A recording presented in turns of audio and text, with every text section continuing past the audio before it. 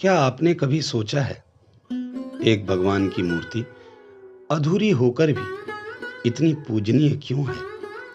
वो मूर्ति जिसके हाथ नहीं है, पैर नहीं है, फिर भी भक्त उसे अपनी आत्मा का आराध्य मानते हैं। वीडियो को लाइक अवश्य कीजिएगा। जगन्नाथ केवल नाम नहीं, ये तो साक्षात स्वयं भगवान का पूर्ण ब्रह्मा स्वरूप है।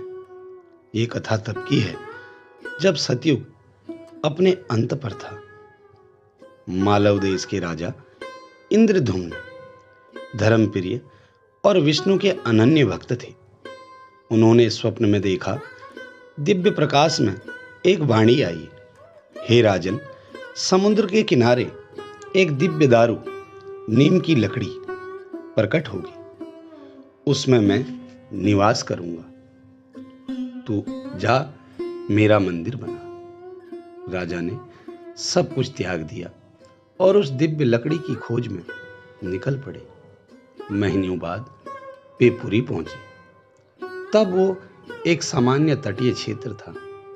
एक रात समुद्र में तूफान आया और अगली सुबह तट पर एक नीम की अद्भुत सुगंधित लकड़ी तैरती हुई मिली। जो लकड़ी न डूब रही थी न बह रही थी, जैसे ब्रह्मा स्वयं उसे स्थिर कर चुके हों। तभी एक वृद्ध शिल्पकार प्रकट हुआ और बोला, मैं इससे मूर्तियों को बनाऊंगा, लेकिन जब तक मैं अंदर रहूं कोई दरवाजा न खोले। राजा ने स्वीकार किया। 14 दिन तक कोई आवाज नहीं आई। रानी को डर हुआ तो उन्होंने दरवाजा खोल दिया। भीतर कोई न था, केवल 3 अधूरी मूर्तियां थी, एक काली, एक श्वेत और एक छोटी लाल रंग की। यही थे भगवान जगन्नाथ, बलभद्र और माता सुभद्रा। तभी दिव्यवाणी गूंजी, हे राजन, यही मेरा स्वरूप है। अधूरा होकर भी मैं पूर्ण हूं। तब इन मूर्तियों को विधि पूर्वक प्रतिष्ठित किया गया। लेकिन ये केवल मूर्तियां नहीं थी।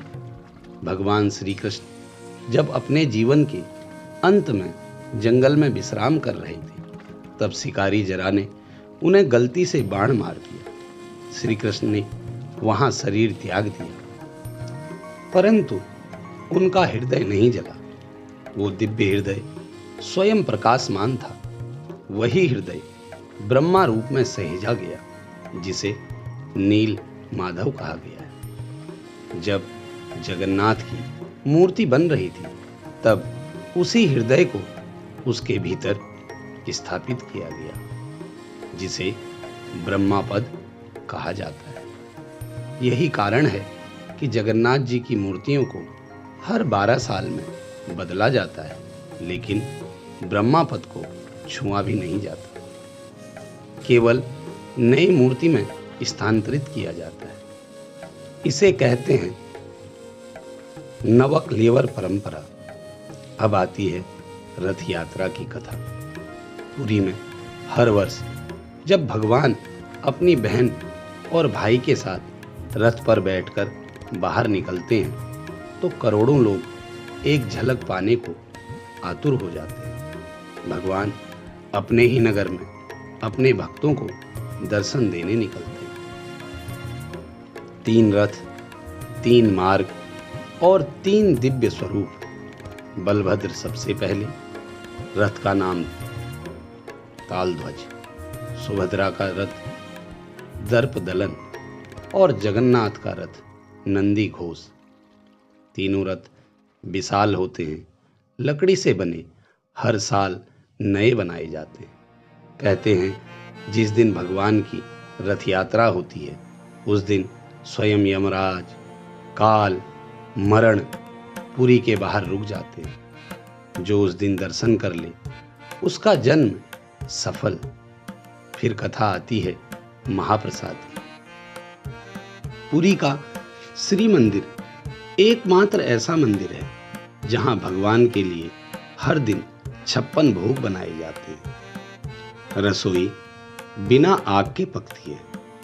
7 मिट्टी के बर्तन एक दूसरे के ऊपर रखे जाते हैं, लेकिन सबसे ऊपर का भोग सबसे पहले पकता है।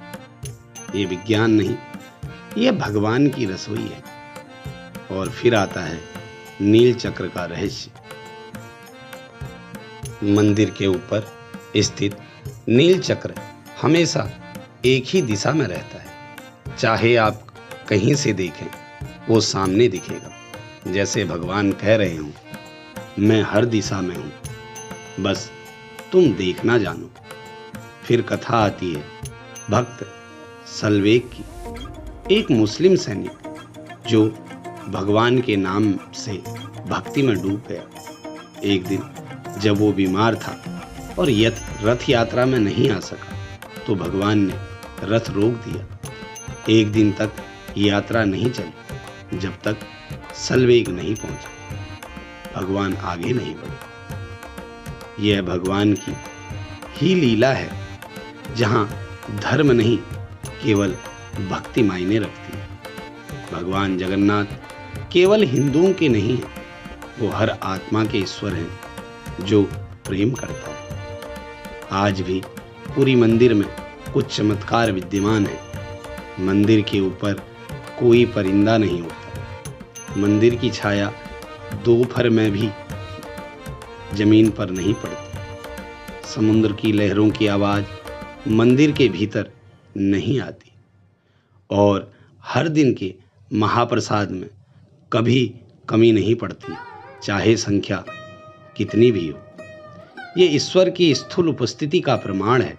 और यही है जगन्नाथ जी की महिमा, जो अधूरे होकर भी पूर्ण है, जो नयनहीन होकर भी सबको देख रहे हैं, और जो अपार होकर भी अपने रथ में तुम्हारे दरवाजे तक आते हैं। वीडियो अच्छा लगा हो तो शेयर करिएगा।